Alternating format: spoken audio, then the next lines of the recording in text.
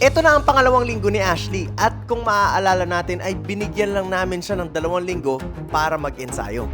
Okay, so guys, makakasama natin si Ashley sa mga for 2 weeks. Yan, tapos doon sa 2 weeks na yun, titignan natin kung ano pa yung pwede natin gawin with him. Pero doon matitest Ashley yung skills mo, yung attitude mo. Siyempre, titignan natin lahat yan and we want to guide you as much as possible. At ngayon tapos na ang 2 weeks ni Ashley ay kamustahin natin siya kung ano ang na-experience niya habang andito siya sa Mavs. Hi guys, ako si John Ashley Ponce. 2 weeks ago, dumating ako sa Mavs. Hello, idol. Nice to meet you. Mga natutunan ko kay coach, mga drills, sa mindset, sa mentality, yun, sa karakter ko, madami din na bago dahil sa turo lahat ni Coach Mab. Yung shooting ko, gumanda. Ang bilis ko na ngayon. Iniisip ko bago ako pumunta dito is sobrang kabahan na ayan, masaya kasi pupunta ako sa Mavs makakapag-training. Yung reaction ko nung napunta ako dito sa Mavs is sobrang saya. Ayan, kasi dati pinapanood ko lang to. Ngayon, nandito na ako, nakakapag-training na. Nakita ko sa personal si Coach. Sobrang saya na, ito pala yung magtuturo sa akin. Kasi pinapanood ko lang dati magturo to.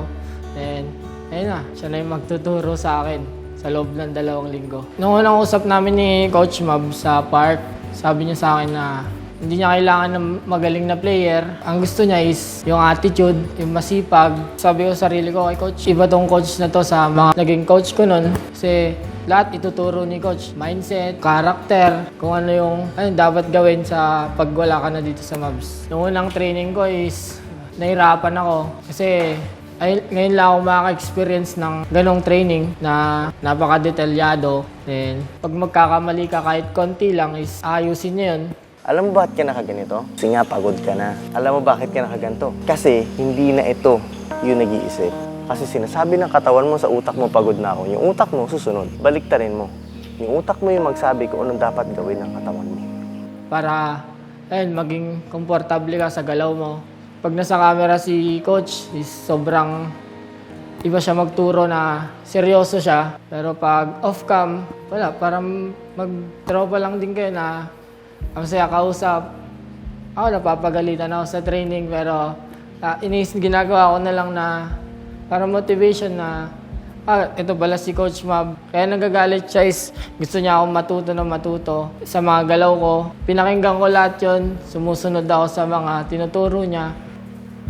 Yung experience ko dito sa Mavs is para ako may mga kapatid, kuya, tatay, nanay na wala sa akin sa Isabela na magga-guide. Pero dito sa Mavs, nakita ko lahat yun. Kay Coach, kay Ate Awi, sa mga kuya ko na iba pala dito sa Mavs na parang yung pamilya na kahit hindi kayo magkakadugo na sobrang solid. Habang papalapit yung araw ng pag-uwi ko is ayaw pang uwi. Sobrang saya dito na kahit sa training mahirap, okay lang yun, kakayanin namin para mag-improve, para sa goal namin. Di pa ako ready umuwi. Ha? Di pa ako ready umuwi. Bakit? Ano bang gusto mo?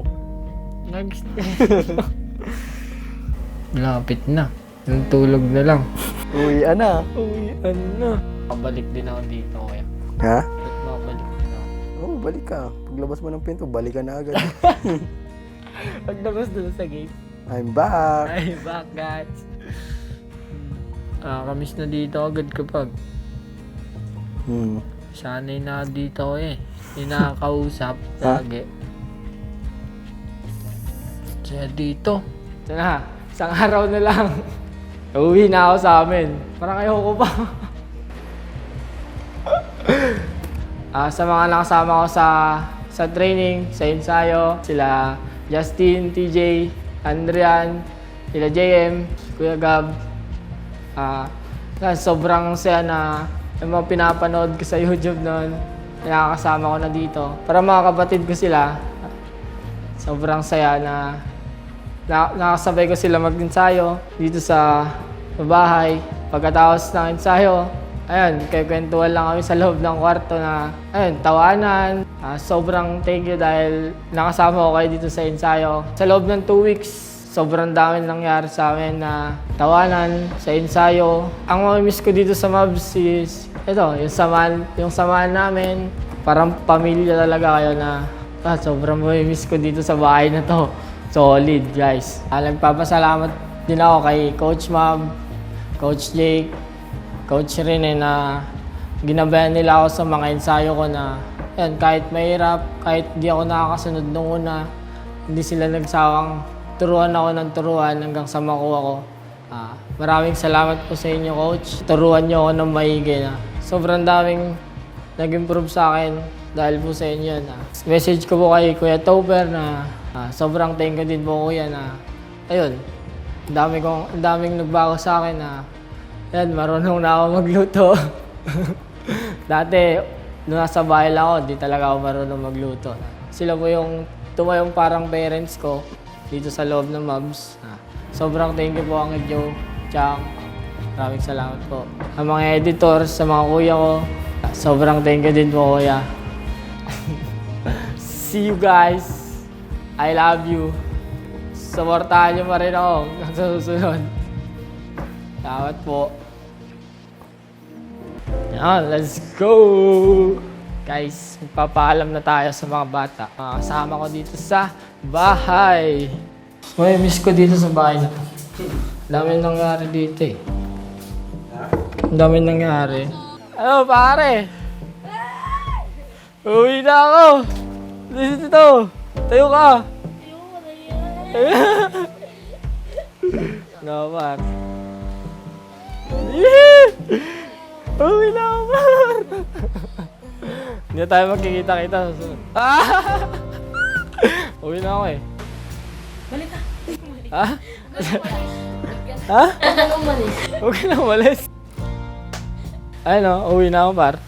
Oo. Ingat ka. Ha? Mamiss ko siya. Uwi na tayo, par.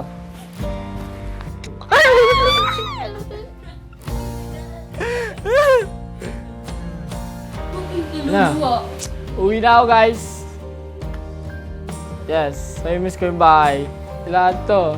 Lahat ng tao din, par. Ano pa palubo? Huwag kang umiyak. Hindi. Okay lang yan. Gusto mo? Pagpatay ng vlog, iiyak yan. Hindi ako iyak, par. So muli, sana makabalik ko ya.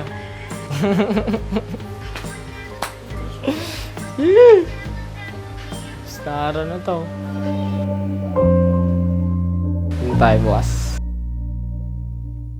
Pino, Amjin, anong sasabihin mo kay Kuya? Kasi uuwi na siya eh. Mamimiss mo ba siya?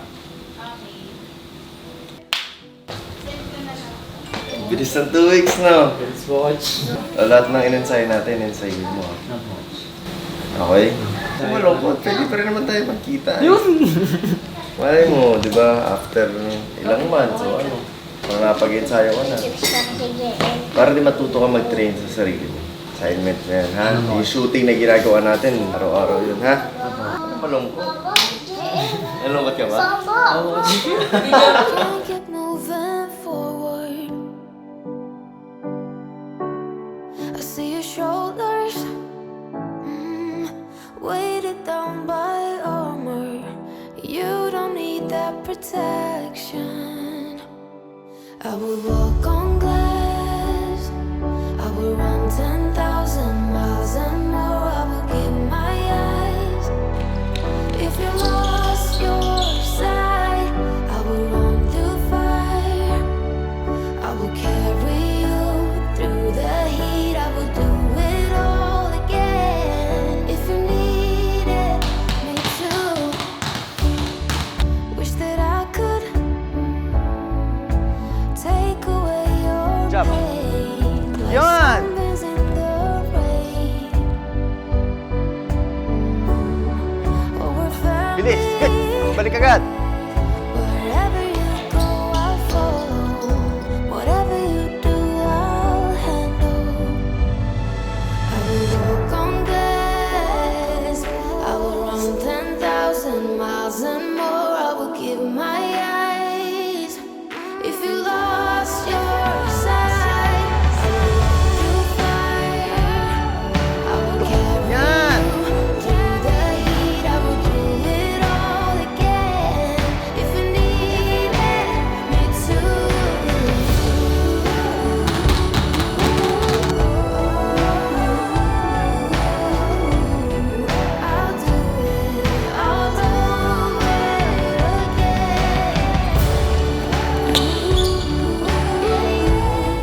sa araw na to. I'll do it all over. Yun tayo bukas. So ayun na nga guys, nalagpasan ni Ashley ang 2 weeks and nakakatuwa lang na talagang hindi lang ensayo yung nabuo kundi yung relationship and bonding hindi lang sa amin kundi din sa mga ibang scholars na nakasama niya. Kaya't samahan nyo kami bukas sa huling araw niya dito sa Mavs bago siya bumalik ng Isabela.